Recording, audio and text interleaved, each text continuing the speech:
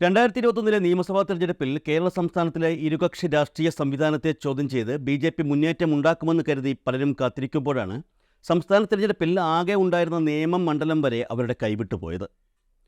എന്തുകൊണ്ട് കേരളത്തിൽ ബി.ജെ.പി. മുന്നേറ്റമുണ്ടാക്കുന്നില്ല എന്ന ചോദ്യം സാക്ഷാൽ മോദിയുടെ മനസ്സിൽ പോലും കിടന്ന് അങ്ങ് അലട്ടുകയാണ്. വലിയ നേതാക്കളുടെ മനസ്സിൽ മാത്രമല്ല, സാധാരണക്കാരായ ജനങ്ങളുടെ മനസ്സിലും ആ ചോദ്യമുണ്ട്.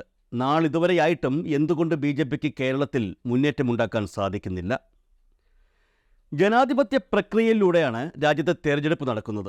അതുകൊണ്ട് തന്നെ ഒരു വോട്ടിന് വലിയ വിലയാണ്. അതിന് വില എന്താണെന്ന് മനസ്സിലാവണമെങ്കിൽ ഒരു പാർട്ടി മാത്രമുള്ള അല്ലെങ്കിൽ സർക്കാർ ഇല്ലാത്ത രാജഭരണം നിലനിൽക്കുന്ന രാജ്യങ്ങളിൽ നിന്നും വരുന്നവരോട് ചോദിച്ചാൽ മതി ഇലക്ഷൻ്റെയും വോട്ടിൻ്റെയും വില എന്താണെന്ന്. അതവിടെ നിൽക്കട്ടെ. ബി.ജെ.പി. കേരളത്തിൽ വേണ്ടത്ര വളർച്ച കൈവരിച്ചിട്ടില്ല എന്ന് പറയുമ്പോൾ മനസ്സിലാക്കാനുള്ളത് ഭരണം കിട്ടിയില്ല എന്നാണ്. അതേസമയം മറ്റൊരു പ്രധാന കാര്യമുണ്ട്. ഇക്കഴിഞ്ഞ 90കളിൽ ആരെങ്കിലും വിചാരിച്ചിരുന്നു ബി.ജെ.പി. ഇന്ത്യയിൽ ഇത്രത്തോളം വളരുമെന്ന്? എന്നാൽ കേരളത്തിലോ? ഇന്ത്യയിൽ മുന്നേറ്റമാണെങ്കിലും കേരളത്തിൽ ബി.ജെ.പിയുടെ സ്ഥിതി അതിദയനീയമാണ്. അതുകൊണ്ട് തന്നെ എന്തുകൊണ്ട് കേരളത്തിൽ ബി.ജെ.പിക്ക് ക്ലച്ച് പിടിക്കാൻ കഴിയുന്നില്ല എന്ന ചോദ്യം വളരെ പ്രസക്തവുമാണ്. ബി.ജെ.പി. എന്തുകൊണ്ട് കേരളത്തിൽ മുന്നേറുന്നില്ല എന്നുള്ളതിന് പ്രധാന കാരണമായി പറയേണ്ടത് വിവിധ ജാതി മതസ്ഥർ ഇടകലർന്നുള്ള ജീവിതം തന്നെയാണ്. കേരളം വിട്ടാൽ പിന്നെ വലിയ സിറ്റികൾ ഒഴികെ മറ്റെവിടെയും വിവിധ സമുദായങ്ങൾ ഇടകലർന്നല്ല ജീവിക്കുന്നത് എന്നുള്ളതാണ് വസ്തുത. അവരുടെ ബന്ധുക്കളും സുഹൃത്തുക്കളും അതേ മതത്തിൽ അല്ലെങ്കിൽ ജാതിയിൽപ്പെട്ടവരുമൊക്കെ ആയിരിക്കും ഒരു ഗ്രാമത്തിൽ അല്ലെങ്കിൽ ഒരു ചുറ്റുപാടിൽ താമസിക്കുന്നത്. അങ്ങനെയുള്ളിടത്ത് ജാതി മത കാർഡുകൾ പെട്ടെന്ന് ചിലവാകുമെന്ന പ്രത്യേകതയുണ്ട്. കേരളത്തിൽ അങ്ങനെയുള്ള ജാതിമത കാർഡുകൾ ഇറക്കിയാൽ ജനങ്ങൾ അത് എടുക്കാൻ ബുദ്ധിമുട്ടായിരിക്കും. കാരണം അവരുടെ ഉറ്റ സുഹൃത്തുക്കളൊക്കെ മറ്റു സമുദായത്തിൽപ്പെട്ടവരായിരിക്കും. ഒരുമിച്ച് പഠിച്ചവരും കളിച്ചവരും ഒരേ ചായക്കടയിൽ നിന്ന് കഴിക്കുന്നവരുമായ അവർക്ക് തമ്മിൽ അത്ര പെട്ടെന്ന് ശത്രുവായി മാറാൻ കഴിയില്ല. രണ്ടാമത്തെ വസ്തുത വിദ്യാഭ്യാസമാണ്. കേരളത്തിൽ ഏറ്റവും കടുത്ത ഒരു ബി.ജെ.പി. അണിയോട് ചാണകത്തിൽ പ്ലൂട്ടോണിയം ഉണ്ടെന്ന് പറഞ്ഞാൽ വിശ്വസിക്കുമോ? ഒരിക്കലുമില്ല. ഒരുപക്ഷെ പറയുന്ന വ്യക്തി വേണ്ടപ്പെട്ടവനാണെങ്കിൽ അയാളെ പിണക്കാതിരിക്കാനായി ചിലപ്പോൾ അറിയില്ല എന്ന മറുപടി പറഞ്ഞാലും അവൻ ഒരിക്കലും ഇത് വിശ്വസിക്കില്ല. ഉത്തരേന്ത്യയിലുള്ള ഒരു സംഘപരിവാർ പ്രവർത്തകനോട് ഇക്കാര്യം പറഞ്ഞാൽ അവരത് കണ്ണുമടച്ച് വിശ്വസിക്കും. പ്ലൂട്ടോണിയം എന്താണെന്നും പശുവിൻ്റെ വയറ്റിൽ വച്ച് ഒരു മൂലകത്തെ മറ്റൊരു മൂലകമാക്കി മാറ്റാനുള്ള ശേഷി ഇല്ലെന്നുമൊക്കെ കേരളത്തിൽ അത്യാവശ്യം വിദ്യാഭ്യാസമുള്ള ഒരു സംഘപരിവാർ പ്രവർത്തകന് മനസ്സിലാകും.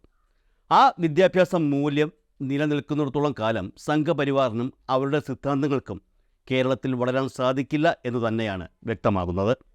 മറ്റൊന്ന്, എന്തും തൊണ്ട തൊടാതെ വിഴുങ്ങാത്ത മലയാളികളും അവരുടെ ചോദ്യം ചോദിക്കാനുള്ള ആർജവുമാണ്.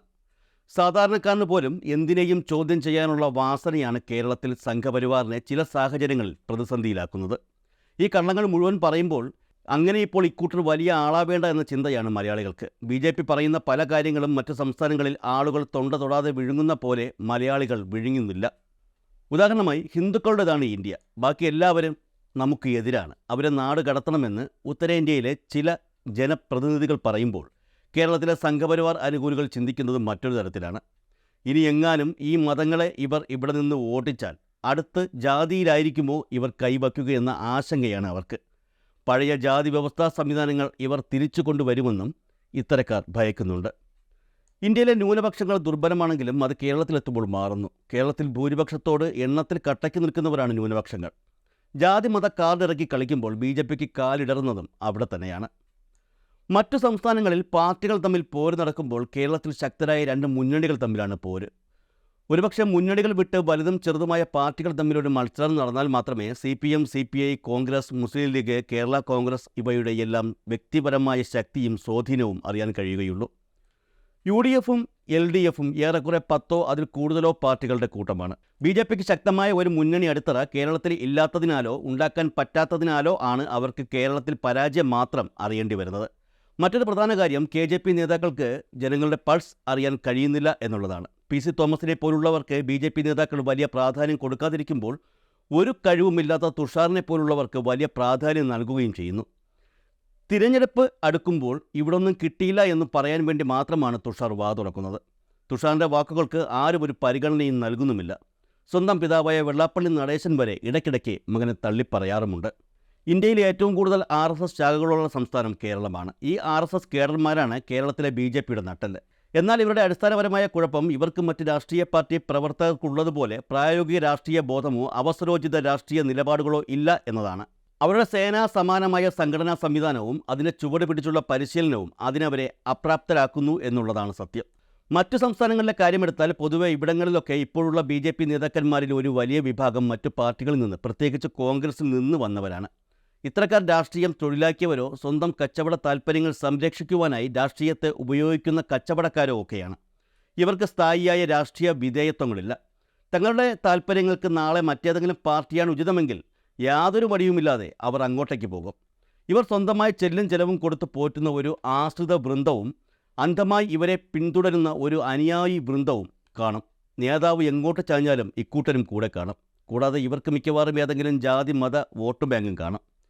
കേരളത്തിൽ ഏതെങ്കിലും നേതാവിനെ അന്ധമായി പിന്തുടരുന്ന രീതിയില്ല. പകരം ആളുകൾ പൊതുവെ രാഷ്ട്രീയ ആദർശങ്ങളെയും തദ്വാര രാഷ്ട്രീയ പാർട്ടികളെയുമാണ് വിശ്വസിക്കുകയും പിന്തുടരുകയും ചെയ്യുന്നത്.